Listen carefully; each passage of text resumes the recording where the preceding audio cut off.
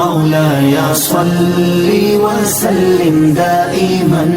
أبدا على حبيبك خير الخلق كلهم مولاي صل وسلم دائما نحمده نصلي على رسوله كريم أما بعد أعوذ بالله من الشيطان الرجيم بسم الله الرحمن الرحيم إن الله وملائكته يصلون على النبي يا أيها الذين آمنوا صلوا عليه وسلموا تسليما. الحمدللہ ہم اپنے آج کی اس کلاس کی آغاز کرتے ہیں حیات طیبہ سیرت النبی صلی اللہ علیہ وآلہ وسلم. ہمارا یہ سفر آپ صلی اللہ علیہ وآلہ وسلم کے زندگی کے بارے میں جنگ بدر پہ ہیں. ہم لوگ جنگ بدر پہ ہیں.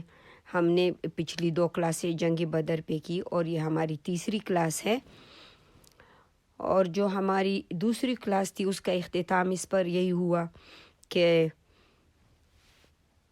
ابو سفیان کا قافلہ وہ صحیح سلامت پہنچا اور ابو سفیان نے جواب بھیجا لشکر کو کہ سب واپس آ جائیں کیونکہ قافلہ بمائے سامان ہر چیز صحیح سلامت آ گئے تو لہٰذا اب لڑنے کی ضرورت تو نہیں رہی. لیکن ابو جہل جیسے کہ وہ اپنے اس پر ڈٹا رہا. اس نے کہا کہ نہیں ہم تو جائیں گے, یہ جنگ تو ہوگی. اب رب العالمین پروردگار دو عالم نے مسلمانوں پر ہر طرح کی رحمتیں کی اور مسلمانوں کی مدد رسول اپنے نبی اور اصحاب نبی صلی اللہ علیہ وآلہ وسلم کی مدد فرمائی. اب باران رحمت کا بھی نزول ہوا اس دوران. اللہ رب العالمین نے اس رات جب رسول اللہ صلی اللہ علیہ وسلم آ گئے اور یعنی بدر کے مقام پر انہوں نے پڑاؤ ڈالا تو اللہ رب العالمین نے ایک بارش بھی نازل فرمائی. اب یہ بارش جو تھی یہ مشرکین کے سائڈ پر بڑی تیز بارش ہوئی, بڑی موسلادھار ٹائپ کی بارش ہوئی اور ان کے کیا تھے جو ان کے لیے رکاوٹ بن گئی کیونکہ جب بہت زیادہ بارش ہوتی ہے نا تو ظاہر ہے اسے پھر وہ کیچڑ سے وہ بن جاتا ہے تو اس میں پھر گھوڑوں کا یا اس کا انسانوں کا اونٹوں کا چلنا آسان نہیں ہوتا ہے. اور رب العالمین نے مسلمانوں پر یہ جیسے پہاڑ بن کر برسا دی اور جسے جو ریت تھی وہ گیلی ہو گئی اور مسلمانوں کے جو قدم تھے ان میں زیادہ وہ آ گئی, مضبوطی آ گئی. اب اس میں واک کرنا جو ہے نا جب ریت ذرا گیلے ہوتے ہیں تو اس میں چلنا آسان ہو جاتا ہے. اچھا اب جو ہے اور اللہ رب العالمین نے دوسری بات کیا کہ اللہ تعالیٰ نے ان کے دلوں میں جو کچھ اصحاب کے دل میں یہ آیا کہ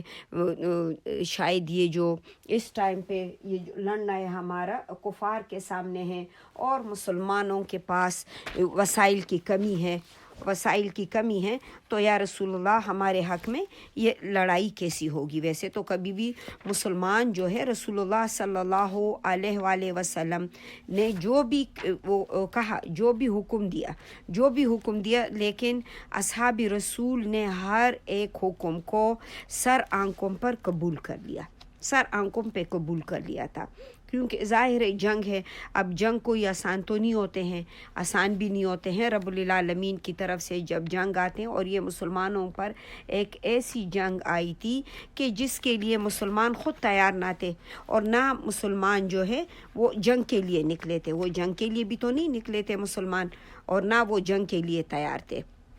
اور رب العالمین نے پروردگار دو عالم نے اس سچویشن کو جنگ میں تبدیل کر دیا. جیسے اللہ رب العالمین قرآن میں فرماتے ہیں کتب علیکم القتال وهو کرہ لکم وعسى ان تکرہوا شیئا وهو خیر لکم وعسى ان تحبوا شیئا وَهُوَ شَرٌّ لَكُمْ وَاللَّهُ يَعْلَمُ وَأَنْتُمْ لَا تَعْلَمُونَ. یعنی جو جنگ ہے یعنی کتب علیکم القتال یعنی قتال تو تمہارے اوپر اب جنگ تو تمہارے اوپر فرض کی گئی اور وہ سکتا ہے کہ ایک چیز جسے تم ناپسند کر رہے ہو وہی تمہارے لیے بہتر ہے اور وہ چیز جسے تم پسند کر رہے ہو کہ جیسے کیا ہے کہ وہ قافلے کو کے ساتھ ہمارا سامنا ہو جائے، کیونکہ وہ تو آسان تھا، 40 لوگ تھے صرف، یہاں تو 1000 لوگ اور جو ہے نا اسلحے سے بھرے ہوئے ہیں۔ تو اللہ رب العالمین فرماتے ہیں کہ جس چیز کو تم چاہتے ہو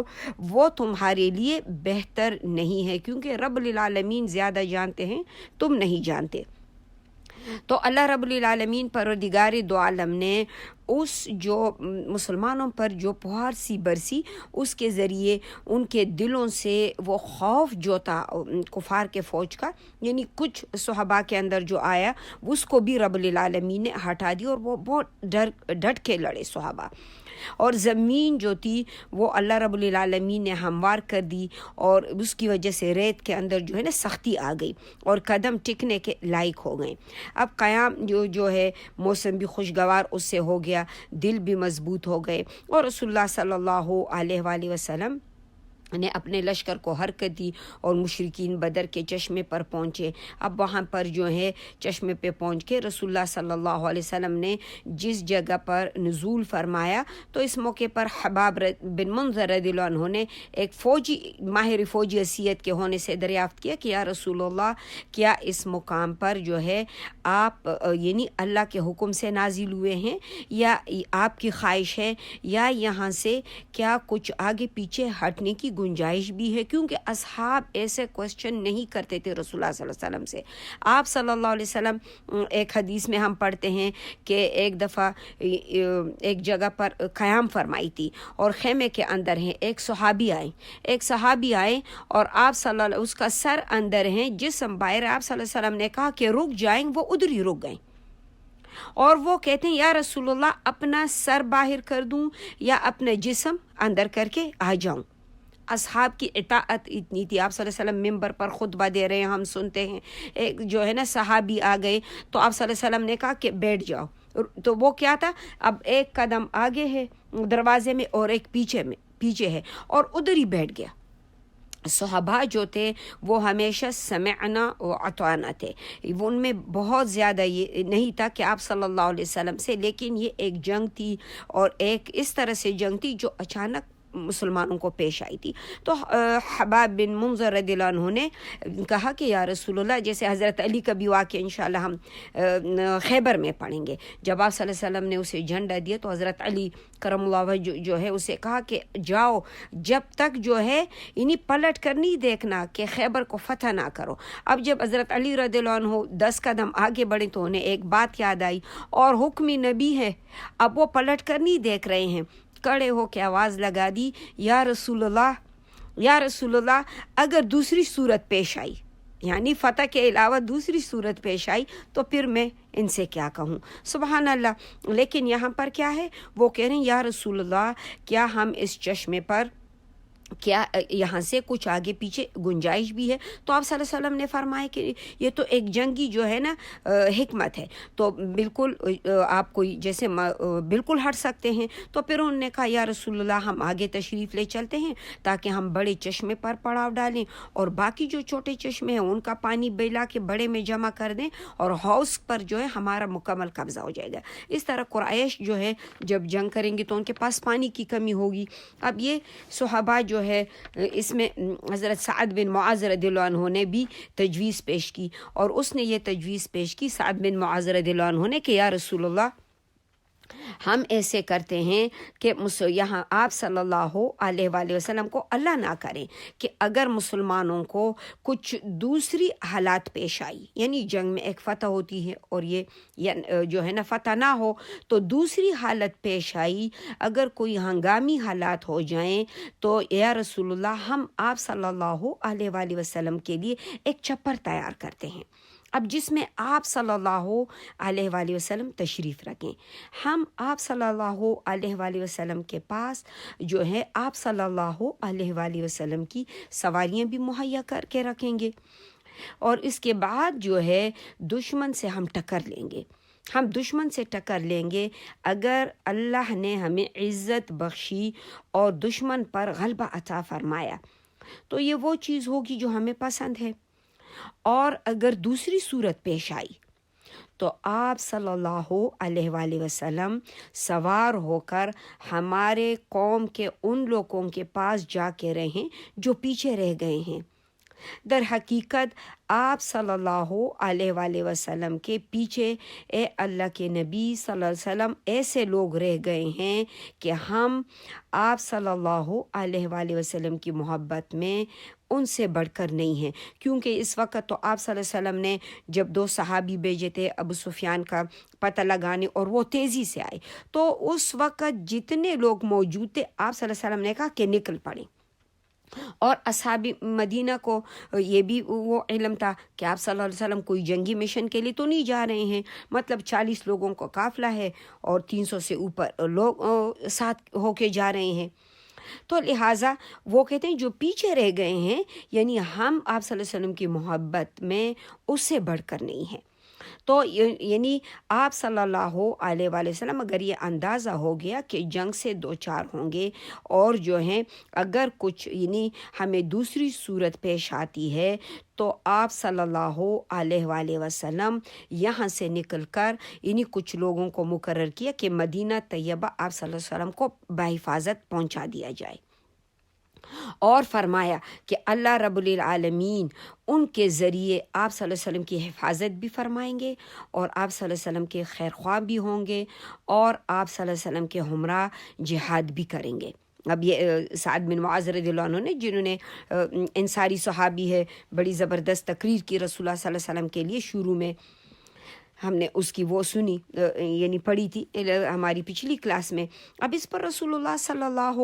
علیہ وآلہ وسلم نے اس کی تعریف فرمائی اور اس کے لیے دعائے خیر کی۔ مسلمانوں نے میدان جنگ کے شمالی مشرق میں ایک اونچے ٹیلے پر چھپر آپ صلی اللہ علیہ وسلم کے لیے بنا لیا، جہاں سے پورا میدان جنگ دکھائی پڑتا تھا۔ پھر آپ صلی اللہ علیہ وآلہ وسلم اس مرکزی قیادت کے نگرانی کے لیے حضرت سعد بن معاذ رضی اللہ عنہ کی کمان میں انصار نوجوانوں کا جو ہے ایک دستہ بھی منتخب کر دیا گیا، اور لشکر کی ترتیب دی۔ اب شب گزاری ہوئی، اس کے بعد رسول اللہ صلی اللہ علیہ وسلم نے لشکر کی جو ترتیب فرمائی، میدان میں جو ہے میدانی جنگ میں تشریف لے گئے آپ صلی اللہ علیہ وسلم، میدانی جنگ تشریف لے گئے۔ وہاں آپ صلی اللہ علیہ وآلہ وسلم اپنے ہاتھ سے اشارہ فرماتے کہ کل فلان کی قتل گاہ ادھر ہوگی انشاءاللہ، کل فلان کی قتل گاہ یعنی یہ ہے انشاءاللہ۔ اس کے بعد رسول اللہ صلی اللہ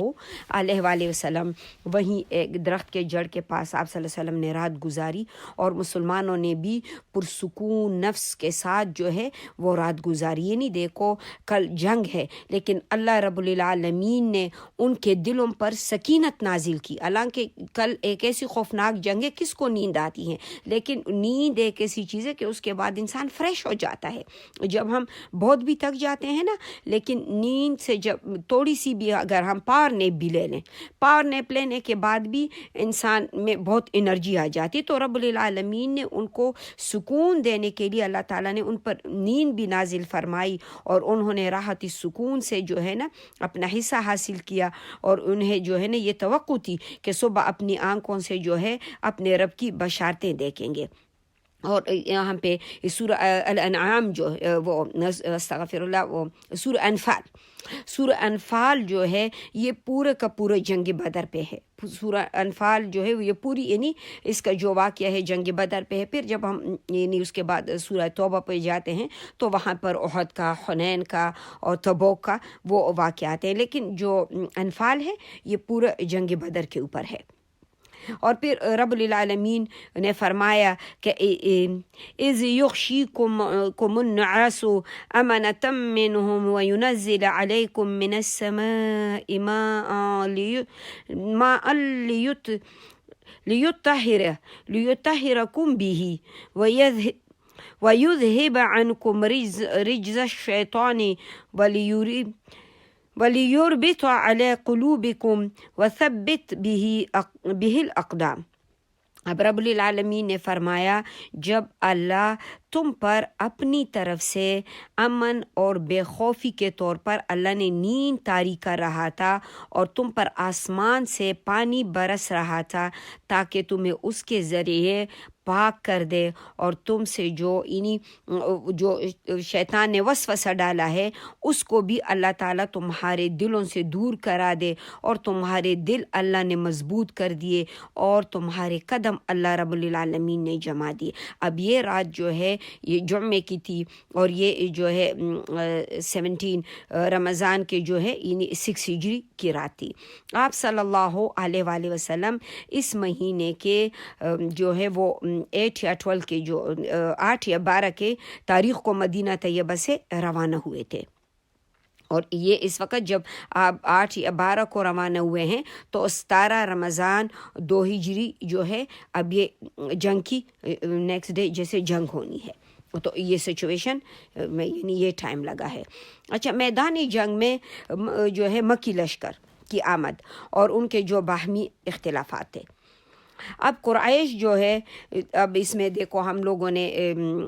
جو ہے نا بنی بکر قبیلے کا بھی ذکر، پھر وہ قریش تو ظاہر ہے، اور رسول اللہ صلی اللہ علیہ وسلم، یہ تو دو وہ گروہ ہیں جن کے بیچ میں لڑائی ہو رہی ہے۔ اب ان کے جو باہمی اختلافات ہیں۔ اچھا، اب ان میں جو ہے نا دوسری طرف اب قریش نے وادی کے دہانے پر جو باہر ہے وہاں کیمپ میں رات گزاری، اور صبح اپنے تمام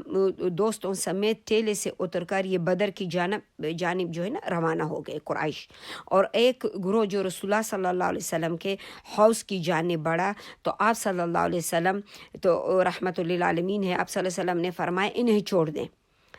مگر ان میں سے جس نے بھی پانی پیا اس جنگ میں وہ مارا گیا، یعنی وہ اس جنگ میں مارا گیا۔ صرف حکیم بن حزام باقی بچا جو بعد میں مسلمان ہوا، اور حکیم بن حزام کا جو بیٹا تھا حزام بن حکیم، اس میں تھوڑی سی کنفیوژن ہے نا، کیونکہ باپ حکیم بن حزام اور بیٹا حزام بن حکیم۔ حزام بن حکیم جو تھا یہ رسول اللہ صلی اللہ علیہ وسلم کی طرف سے تھا، یعنی یہ مسلمان ہوا تھا، اور یہ اس کو اللہ رب العالمین نے بعد میں مسلمان کیا، یہ بہت اچھا مسلمان ہوا، اور اس کا دستور یہ تھا کہ جب بہت پختہ اس کو قسم کھانی ہوتی تھی نا حکیم بن حزام کو، یہ کہتا کہ لا والذی نجانی من یوم بدر قسم، یعنی کہ یہ جو ہے قسم کھاتا تھا اس ذات کی قسم جس نے مجھے بدر کے دن کیا ہے نجات دی تھی، یعنی میں نے وہ پانی نہیں پیا تھا اور اللہ نے مجھے نجات دی تھی۔ اچھا، بہرحال جب قریش جو تھے مطمئن ہو چکے کہ انہوں نے تو مدنی لشکر کی قوت کا اندازہ لگانے کے لیے عمرو بن وہب جو ہے نا اس کو روانہ کیا، عمرو بن وہب جہمی کو روانہ کیا، اور یہ اس نے کیا کیا، عمیر بن وہب یہ کافر تھا۔ اچھا، اس نے کیا کیا کہ عمیر نے گھوڑے پر سوار ہو کر لشکر کا چکر لگایا اور واپس جا کر اس نے کہا کہ جیسے کہ یہ لوگ اپنے اندازے لگانے میں تو بڑے وہ رکھتے تھے، مہارت تھی ان کے پاس، کہ کچھ کم یا کچھ زیادہ 300 آدمی ہیں، اسی کے قریب ہیں، لیکن اس نے کہا ذرا ٹھہرو، میں یہ بھی دیکھ لوں کہ کہیں آس پاس میں کوئی کمک یا کوئی لوگ چھپا کے تو نہیں رکھے ہیں۔ پھر اس نے گھوڑا دوڑایا، کیونکہ اس چیز میں یہ وہ تھا، اس کا فن تھا، اور اس نے جو ہے نا گھوڑا دوڑایا، دور تک نکل گیا، اسے کچھ نہ دکھائی دیا۔ پھر یہ واپس آ کر اس نے کہا کہ میں نے کچھ بھی نہیں پایا، ویسے تو میں نے کچھ نہیں پایا، کوئی بھی نہیں ہے، کوئی بھی چھپا ہوا نہیں ہے، لیکن اے قریش کے لوگوں، میں نے بلائیں دیکھی ہیں جو موت لادے ہوئی ہیں، یثرب کے اونٹ جو ہے نا اپنے اوپر خالص موت سوار کیے ہوئے ہیں۔ یہ ایسے لوگ ہیں جن کی ساری حفاظت اور مواد جو ہے خود ان کی تلواریں ہیں اور کوئی چیز نہیں۔ خدا کی قسم میں سمجھتا ہوں اگر ان کا کوئی آدمی تمہارے آدمی کو قتل کیے بغیر، یعنی ان کا کوئی آدمی بھی تمہارے آدمی کو قتل کیے بغیر نہیں جائے گا، اگر تمہارے جو ہے نا خاص افراد قتل ہوں گے، اور ان کی طرف سے بھی جو لوگ قتل ہوں گے وہ بھی تو تمہارے ہوں گے نا، کسی کا چچا ہے تو کسی کا بیٹا ہے تو کسی کا ماموں ہے تو کسی کا باپ ہے، قبیلوں کے کچھ لوگ اسلام لائے کچھ نہیں لائے، تو یہ بھی جب مارے جائیں گے وہ بھی تم مارے بھی، کوئی ایسا آدمی نہیں چھوڑے گا کہ وہ اپنا بدلہ نہ لے گا. تو اس قدر اپنوں کو مارنے کے بعد جینے کا کوئی مزہ ہوگا کیا؟ یعنی اندازہ تو اس نے لگا لیا. تم لوگ اچھی طرح اس بات کو سوچ لو. اس نے یہ اوپینین دی. اس کے بعد جو ہے اس موقع پر ابو جہل اس کے خلاف جو ہے نا، اس نے کہا کہ تم کون ہوتے ہو ہمیں یہ بتانے والے کہ ہمیں کیا کرنا ہے کیا نہیں کرنا، تمہاری تو مطلب یہی کام تھا کہ جا کے اندازہ لگا کر لے آؤ. اچھا، اس نے کہا اب یہ ایک اور جھگڑا اٹھ کھڑا ہوا کہ مطالبہ کیا گیا کہ جنگ کے بغیر مکہ واپس جائیں. تو چنانچہ حکیم بن حزام نے لوگوں کے درمیان کیا تھا کہ دوڑ جو ہے نا بھاگ دوڑ شروع کی، اور وہ چاہ رہا تھا کہ یہ جنگ نہ ہو. اب عتبہ جو ہے بن ربیعہ اس کے پاس آ گیا. اس نے کہا کہ دیکھو ابو ولید، آپ قریش کے بڑے آدمی ہیں اور واجب الاطاعت سردار ہیں، سب آپ کی بات سنتے ہیں، پھر آپ کیوں نہ ایک اچھا کام کر جائیں جس کے سبب آپ کا ذکر ہمیشہ بلائی سے ہوتا رہے. اب عتبہ نے کہا کہ حکیم وہ کون سا کام ہے؟ اس نے کہا کہ آپ لوگوں کو واپس لے جائیں اور اپنے حلیف جو ہے عمرو بن حضرمی کا معاملہ جو سریہ نخلہ میں مارا گیا تھا، یعنی یہ جو ہے نا عبداللہ ابن جاحش رضی اللہ عنہ کے قیادت میں یہ سریہ ہوا تھا، اور پھر اس میں ان کے 3 لوگ تھے. ایک کو انہوں نے عمرو کو جو ہے نا تیر لگے وہ قتل ہوا، اور پھر 2 کو یہ پکڑ کے لے گئے تھے. الحمدللہ اس واقعے سے بھی ہم گزرے ہیں. ویسے تو میں معافی چاہتی ہوں، میری جو وہ ہیں بچے ہیں، میرے نیفیوز ہیں، میرے لیے جو یوٹیوب کے اوپر ان کا وہ ارادہ ہے کہ وہ کرنے، یعنی یہ لیکچرز بھیجنے کے، تو وہ اکثر مجھے کہتے ہیں کہ میں اپنی آواز کو ذرا اونچا بولوں. تو میں پورے قوت کے ساتھ میری کوشش ہے کہ میں اونچا بولوں، لیکن اللہ کرے کہ آواز صحیح ریکارڈ ہو تاکہ لوگوں تک پہنچ بھی. اب جو ہے نا بس اتنی ہی میری آواز کی وہ ہے رفتار ہے، اس سے آگے شاید نہیں ہے رفتار. تو اللہ رب العالمین رحمت فرما دیں. کوشش تو میری بہت ہے کہ میں ذرا ہائی بولوں تاکہ لوگوں کو سننے میں پھر آسانی ہو. اچھا، اب جو ہے انہوں نے کہا کہ جو ہے یہ سریہ نخلہ میں کیا تھا جو آدمی مارا گیا تھا. اب انہوں نے کہا کہ عتبہ سے کہا، اب یہ گیا کہ اس نے عتبہ سے کہا کہ حکیم دیکھو وہ کون سا کام ہے تو کہ لوگ جسے واپس چلے جائیں، اور اس سے کہا کہ دیکھو جو عمرو بن حضرمی کا معاملہ ہے جو سریہ نخلہ میں مارا گیا ہے، تم اس کو اپنے ذمہ لے لو. عتبہ کو کہتے عتبہ نے کہا مجھے منظور ہے، کیونکہ میری طرف سے اس کی ضمانت جو ہے میں لے لوں گا، اور وہ تو میرا حلیف ہے، اور اس کی دیت کا بھی میں ذمہ دار ہوں. جو مال ضائع ہوا ہے اس کا بھی، یہ کوئی معمولی رقم نہیں تھی. دیت بھی عربوں میں جو قریش میں تھی 100 اونٹ تھے، اور پھر مال کا ذمہ بھی میں لیتا ہوں. اور عتبہ نے کہا، حکیم بن حزام سے کہا کہ یہ جو خنزیلہ کے جو خنزیلہ کے پوت کے پاس جو اس کا مطلب تھا ابو جہل، ایسے مطلب اس کا ابو جہل تھا، یہ اس کی ماں کا نام تھا، کہ تم جو ہے نا کیونکہ لوگوں کے معاملات کو بگاڑنے اور بڑھکانے کے سلسلے میں مجھے اس کے علاوہ کسی اور کا اندیشیاں نہیں ہے، تم اس کے پاس جاؤ، یعنی اس کو کم ڈاؤن کرنا ہے. اس کے بعد عتبہ بن ربیعہ نے کھڑے ہو کر تقریر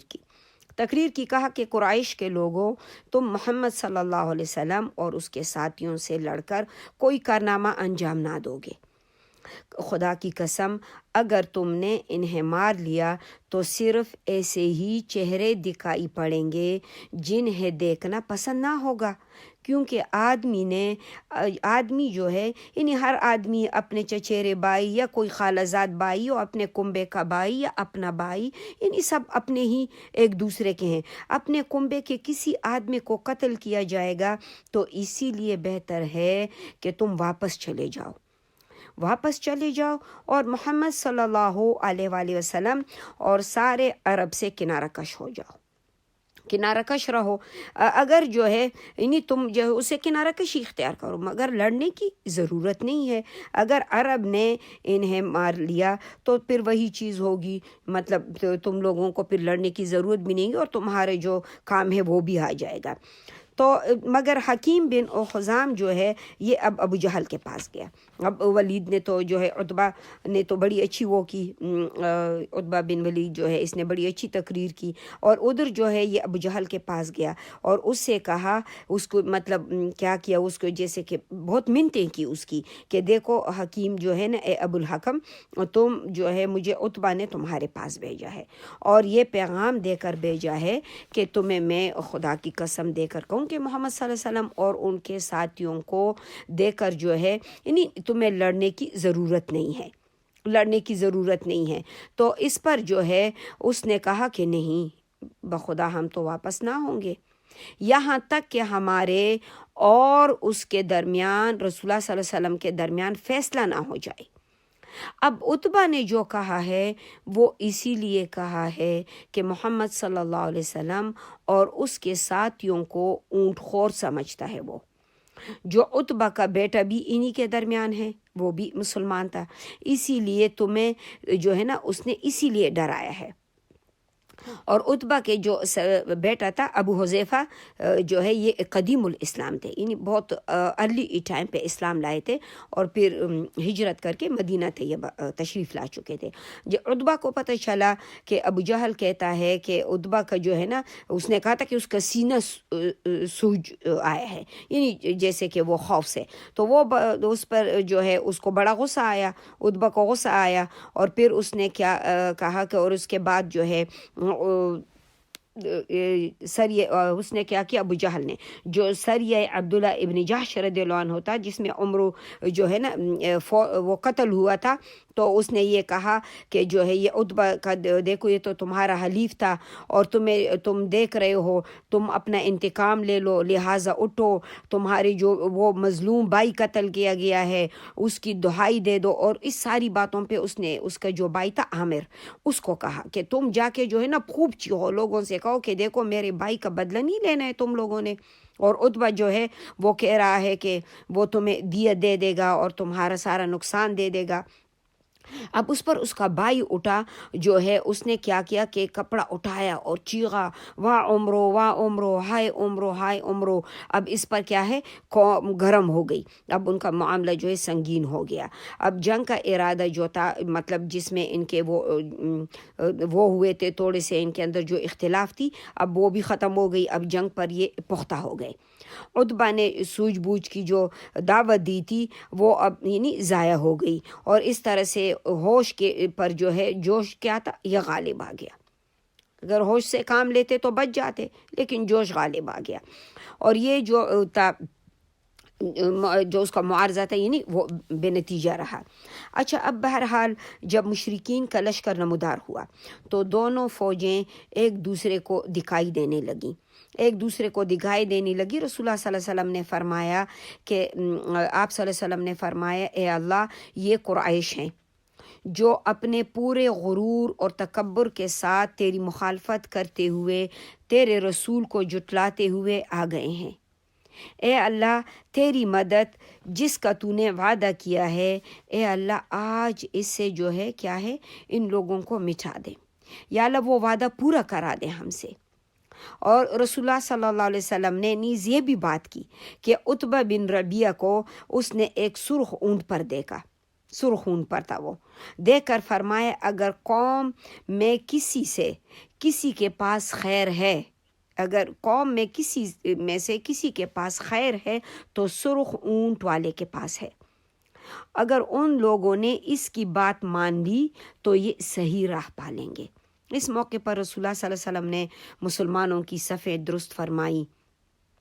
اور صف کی درستگی کرنے کے دوران جو ہے واقعہ پیش ہے کہ آپ صلی اللہ علیہ وآلہ وسلم کے ہاتھ میں تیر تھا، اور یہ پہلا موقع تھا کیونکہ عربوں کو تو اس طرح سے طریقہ نہیں آتا تھا۔ آپ صلی اللہ علیہ وسلم نے بڑی خوبصورت ترتیب دی اس کو، صفوں کو، اور جو ہے آپ صلی اللہ علیہ وآلہ وسلم نے ایک صحابی جو تھے وہ سب سے ذرا وہ ہوئے تھے نا، جیسے لائن سے نکل گئے تھے، اس کا نام تھا سودا بن غزیہ۔ تو آپ صلی اللہ علیہ وسلم کے ہاتھ میں جو تیر تھی تو اس کے پیٹھ پر جو ہے نا یعنی وہ تیر لگا کے اور اسے کہا کہ آگے کیوں نکلیں، بالکل لائن میں برابر ہو جاؤ۔ اس پر سودا نے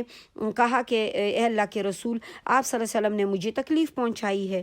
تو بدلہ دیجئے. اور آپ صلی اللہ علیہ وسلم یہ نہیں تھے کہ آپ صلی اللہ علیہ وسلم کہتے کہ اچھا میں تو نبی ہوں اور جو ہے نا یہاں تو عام انسانوں میں اگر کسی کے پاس تھوڑی سی بھی وہ ہوتی تو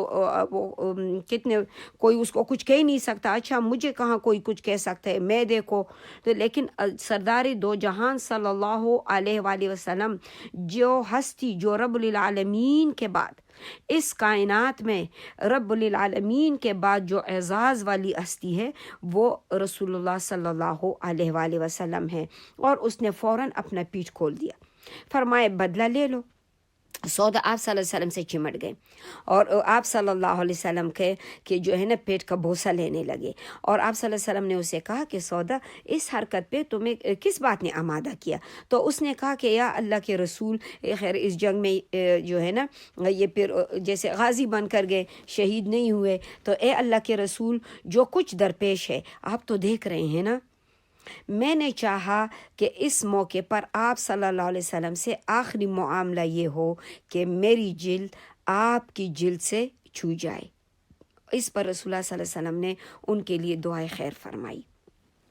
پھر جب صفیں درست جا چکی تو آپ صلی اللہ علیہ وآلہ وسلم نے لشکر کو ہدایت دی جب تک اس سے آپ صلی اللہ علیہ وسلم کے آخری یعنی احکام موصول نہ ہو جائیں جنگ شروع نہ کریں. اور اس کے بعد جو ہے طریقۂ جنگ کے بارے میں خصوصی رہنمائی فرماتے ہوئے آپ صلی اللہ علیہ وآلہ وسلم نے ارشاد کیا کہ جب مشرکین یعنی وہ حملہ کر کے وہ تیار ہو کر تمہاری طرف قریب آ جائیں تو تم ان پر تیر نہ چلانا, کہ تم پہلے سے تیر چلانے لگو کہ تو تمہارے تیر ضائع ہو جائیں گے. تو پہلے سے نہیں, تیر بچانے کی کوشش کرنا, یعنی پہلے سے فضول تیر اندازی کر کے تیروں کو ضائع نہ کرنا جب تک تم پر یعنی وہ چھا نہ جائیں,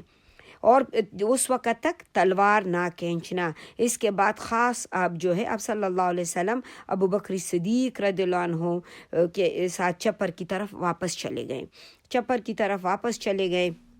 حضرت سعد بن معاذ رضی اللہ عنہ نے اپنا نگران دستہ لے کر چپر کے دروازے پر وہ بھی تعینات ہو گئے. اور پھر دوسری صورتحال یہ تھی کہ جو ہے ابو جہل جو ہے اس نے بھی اس فیصلے کے لیے دعائیں کر رہے تھے. تو ابو جہل کیا کہہ رہا تھا کہ اللہ ہم میں سے جو فریق یعنی قرابت میں زیادہ ہے, قرابت کو زیادہ کاٹنے والا ہے اور غلط حرکتیں زیادہ کرنے والا ہے, اصل میں یہ ساری چیزیں اپنے لیے کہہ رہا تھا, آج توڑ دے. اے اللہ ہم میں سے جو فریق تیرے نزدیک زیادہ محبوب ہیں, یہ بھی خانہ کعبے کا پردہ پکڑ کے دعائیں کر رہا تھا, وہ زیادہ پسندیدہ ہے, آج اس کی مدد فرما. اور اپنے خلاف یہ سارے کر رہا تھا. بعد میں اس بات کی طرف اشارہ کرتے ہوئے جو ہے نا اللہ تعالیٰ نے اس پر یہ آیات نازل فرمائی کہ ان تستفتحوا فقد جاءكم الفتح وان تنتهوا فهو خير لكم وان تعودوا نعد ولن تغني عنكم فئتكم شيئا ولو كثرت وَأَنَّ اللَّهَ مَعَ الْمُؤْمِنِينَ. اگر تم فیصلہ چاہتے ہو, تمہارے پاس فیصلہ آ گیا ہے, اگر تم باز آ جاؤ تو یہی تمہارے لیے کیا ہے, بہتر ہے. اگر تم اپنی اس حرکت کی طرف پلٹو گے تو ہم بھی تمہاری سزا کی طرف پلٹیں گے, اور تمہاری جماعت اگرچہ زیادہ ہی کیوں نہ ہو تمہارے کچھ کام نہ آئے گا. یاد رکھو اللہ رب العالمین جو ہیں یہ مومنین کے ساتھ ہیں, اللہ رب العالمین مومنین کے ساتھ ہیں. تو اس طرح سے اللہ رب العالمین نے اس جنگ میں مسلمانوں کی بڑی مدد فرمائی, اور انشاءاللہ الحمدللہ رب العالمین ہم اسی میں جو ہے ساتھ کر کے یعنی اسٹیپ بائی اسٹیپ انشاءاللہ چلیں گے, اسٹیپ بائی اسٹیپ ہم چلیں گے. اور پھر جو ہے ہم اگلی کلاس جو ہے اسی غزوے کو لے کے انشاءاللہ ہم اس غزوے کے آگے ڈیٹیل لیں گے. اور پروردگار دو عالم جو ہیں ہمارے لیے آسانیاں پیدا فرما دیں. اس وقت تک کے لیے اجازت چاہتی ہوں. السلام علیکم ورحمۃ اللہ وبرکاتہ. مولاي صل وسلم دائما أبدا على حبيبك خير الخلق.